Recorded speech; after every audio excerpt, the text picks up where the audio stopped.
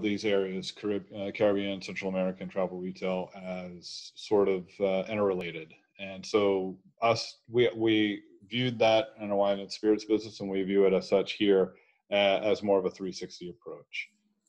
These are the areas where we have the most experience, where we have the most relationships.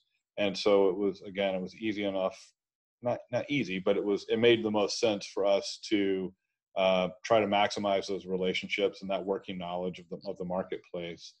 And we love the region, frankly. I mean, it's one of the pillars of our company. One of our values that we start almost every meeting with is talking about that we are proud of this region. We're of this region. And so many of us were born in the region, while others like myself have adopted the region a long time ago. And through a lot of hard work and relationship building, the region seems to have adopted those of us who weren't born there. And so it is it's a love affair with the people and the cultures that have allowed us to be creative and collaborative, and just dig in and just make learn from the local populations and be able to perhaps, hopefully, better some of the local availability of products and education and be contributors to the culture in some way. Right. That sounds really exciting. What's your favorite part of the local culture? I'm a foodie at heart. I got into the wines and spirits business 23 years ago as a product geek, and just really love the social chemistry of it all, the actual, how food and wine, food and alcohol pair.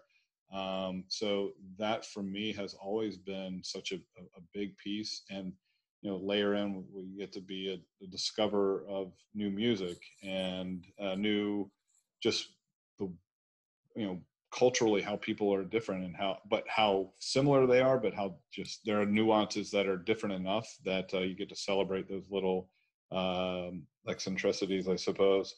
But being of the region, whether by birth or by choice, for several years, it's an area that we just love, and giving back has been a big piece of what we want to do too. So we've been sort of behind the scenes, doing a lot of philanthropy work over the past few years, with hurricane recovery, earthquake recovery,